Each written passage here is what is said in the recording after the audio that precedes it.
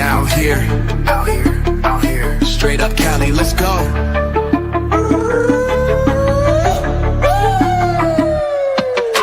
Straight up Cali, suns blazing high. Greetings, good people. Welcome back to another episode of Leaders and Learners, where we all know that the best leaders are lifetime learners. And today we are talking to Kevin Jordan. He's the founder of Maxxx Performance and a new app. He is a leader, I would say, in the health and wellness game, especially when it comes to Black and Brown communities. He has built a brand that doesn't just promise results, it delivers with intention, science, methodology, strategy, all those cool things. From the grind of entrepreneurship to building this incredible app that he's building now and a brand that stands out, Kevin is proof that when culture meets clarity, you get power. So let's kind of get into how he built Maxxx Performance and what it really takes to market wellness in such a competitive space. So welcome. How are you? I'm well. Thanks for having me. Yeah, I'm thrilled to have you. I've been digging around in your background for a while, and it's so interesting. But let me ask you, I have to start with Maxxx Performance. What was your vision for that, and how did you go about fulfilling that? The vision for Max was actually birthed out of a program that we built in Pittsburgh, Pennsylvania. I was running a mental health clinic there, and we saw a need. Really wanted to address trauma with children in the Black community. And so we developed a program that was built on restoration and helping kids deal with trauma and then recovering from that. And so we started that program as a group, like a group process. I brought in facilitators and therapists to work with the students. What we started to see was that the regular students kind of tailed off. And so the kids who were performing better were usually involved in other activities. So we shifted our focus to athletes, which kind of was near and dear to my heart anyway, as I was a former athlete and I also worked with pro athletes as an agent with the NFL Players Association. So my involvement in sports was deep, and I started to see the connection, and I started to see that mental health and athletes was really coming to the forefront. So I put a team together, and we started working around technology and to see how we could build something that could scale and that could, access more people faster. And so that's when we developed, started the process of developing an application. And here we are, we're ready to release our first iteration of the Maxxx app. The Maxxx app. Now, how did you wind up being a part of NFLPA? Because for many people, that just sounds like, I don't know, kind of a pipe dream, right? So what was your path to that? Yeah. I had a friend who was in Cleveland, Ohio, dear friend of mine, and he had started getting involved with players in the Cleveland area. And at the time, he was good friends with Ozzie Newsome, who was the player personnel director for the Cleveland Browns. And so we were able to start going down that road of recruiting athletes and helping them navigate getting a contract in the NFL. So basically, I started out as a young guy, as a runner, as they call us at the time, just trying to, hustle up players and do what I can to help them become successful.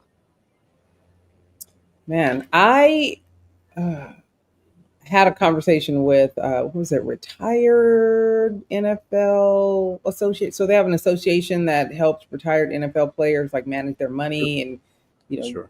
get their life together or keep their life together. And it had a large part to do with finances. Do you ever start having the conversation with young athletes about finances? Because as grown folks, we know that financial issues weigh heavily on our mental health? Yeah, definitely.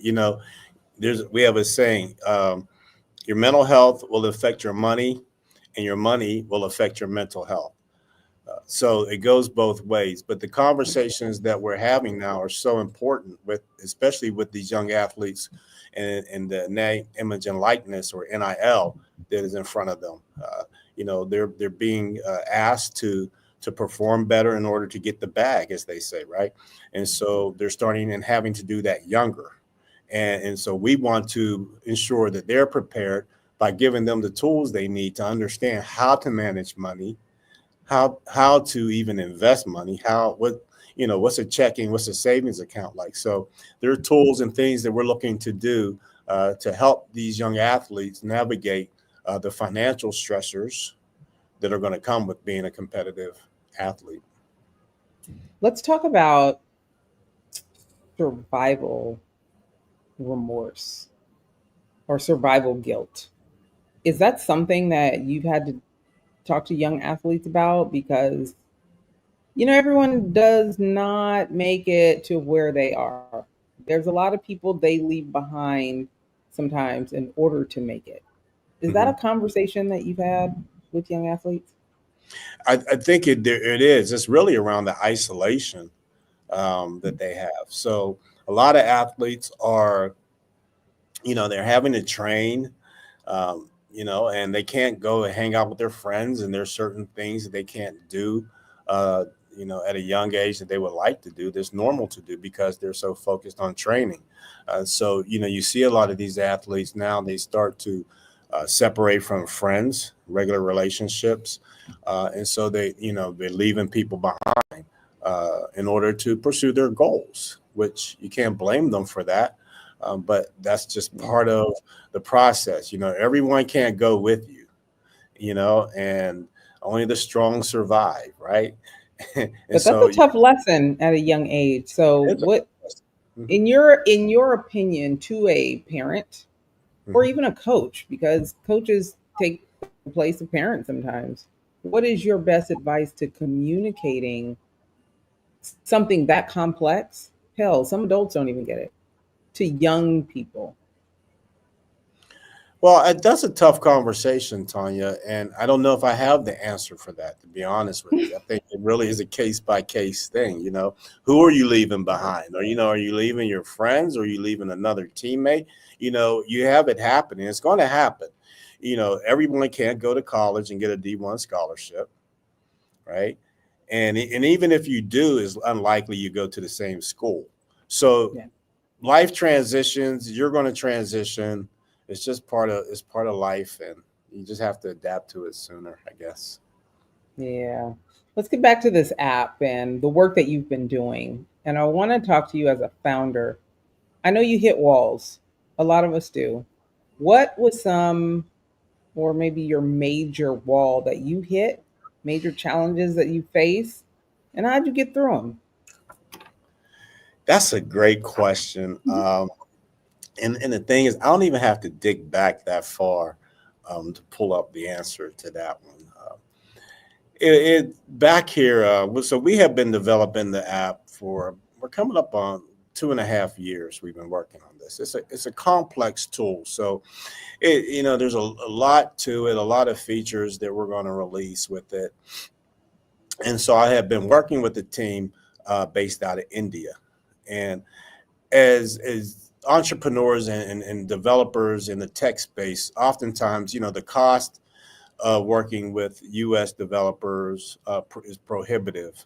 And so, we resort to going offshore to develop our products. So I partnered with a company out of India, and we worked on the product, and we got into the end of this past year, and we started to see and have questions around their real understanding of American terminology and American sports. And so once we started seeing that gap wasn't able to be uh, fulfilled by that group, we had to transition.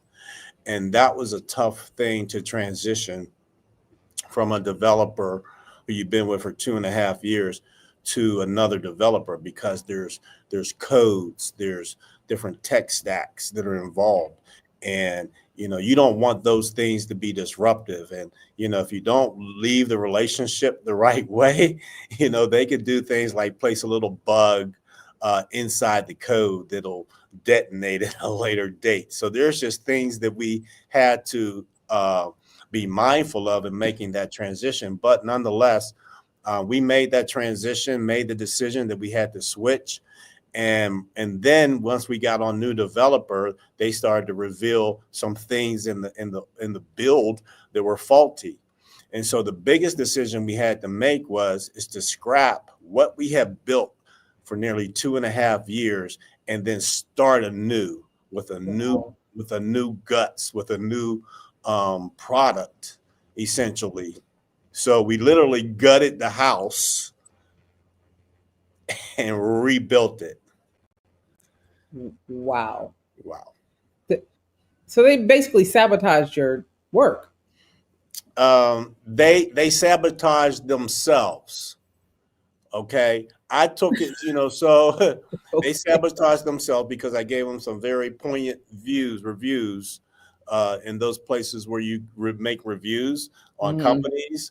I made sure that I put the word out there that, they're not necessarily the most trustworthy company, but they have a lot of big clients. All right. But that's part of the game of business. You're never guaranteed that you're going to get what you're going after. You always have to make adjustments. And sometimes those adjustments can be painful, but that's the nature of the beast. And you have, that's the risk that we take.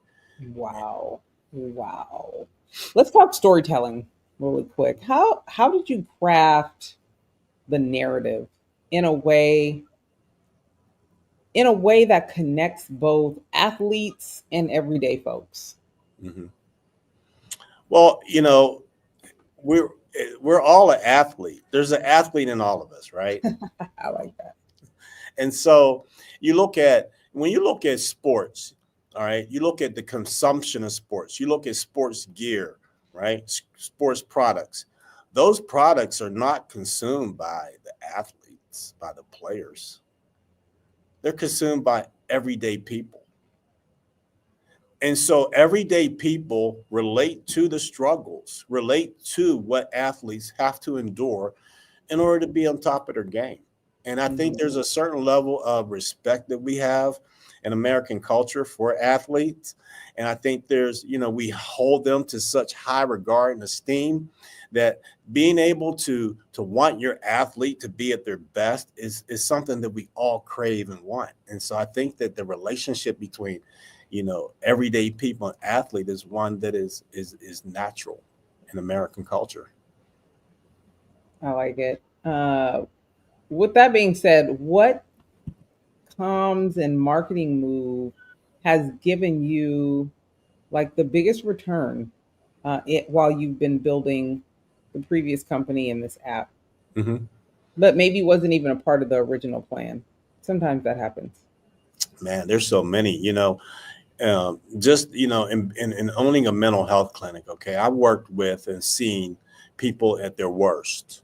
I've had clients come through who were traumatized, who were on the news, who for whatever reasons, and so and being in that space, you start to see things that you don't expect, but then you start to see people change. Yeah. You start to see the healing starting to happen.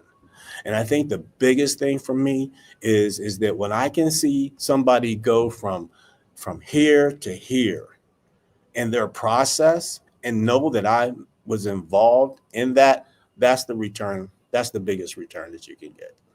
I like it. Well, listen, what's next for you? What do the people have to look forward for from you? Is it the release of the app, or are you having an event? Like, talk to me about what's coming up next for you. Yeah, so we're working to release the app. Currently, we're putting out we're in the process of recruiting what we're calling our first draft class. So our first draft class of schools and institutions that are going to be involved in championing this process and this movement to improve the mental well-being and health of our student athletes. And so what's next for us is the release of the app. We're going to do our soft release with the schools that we've selected and programs we selected, starting in August and September. And then in late September, we're going to do a full release of the app. We plan on having an app release party here in Houston, Texas, where we're located. So we're going to invite out our clients and friends who have supported us throughout this process to join in and celebrating us in this movement of wellness and building communities across the country that support their student athletes and support athletes in general in a way, not just with going and cheering for them or booing for them, but really in a holistic way to show that they're important and that we respect and want the best for them. I can appreciate it. So let the people know how they can follow your journey, be a part of what's next, and get in touch if they need to. Sure. Hey, you can, so right now we're actively recruiting for our first draft class. So you can visit our website at maxxperformance.com, and that's Max with a triple X, because triple X means that's the highest you can go, and we call that maxing out. So maxxperformance.com. You can also check us out on our Instagram at Maxx, MAXX, the app. And you can find us on Facebook as well as Maxxx Performance. So, yeah. Very good. Well, thank you so much for being here. I'm looking forward to the release of this app. I love what you were doing. Young people, particularly athletes and their mental health, is crucial. These young people start youth athletics very young. And without the right tools, sometimes things don't always go right. So what you're doing is highly impactful. And I just appreciate you taking the time to chat with us about all your incredible work and what you have coming up. Hey, well, I thank you for the opportunity and look forward to, us being a part of the future of sports. Absolutely. Thank you so much. Stay in touch and we will keep supporting you. Thank you. Hey, thanks for showing up to the podcast where we all know that the best leaders are lifetime learners. When you get a sec, take a moment, leave a comment. What you think about today's episode, and share it with someone that you know could use the gems that were dropped today. Follow and subscribe. You don't want to miss who's coming up next. You never know who could show up here and what they could say. For your professional needs, marketing, PR, communications, and leadership, make sure you follow us on all social media platforms at Sand and Shores, or hit us up at sandandshores.com. Again, thanks so much for showing up. We appreciate you, and we'll see you soon.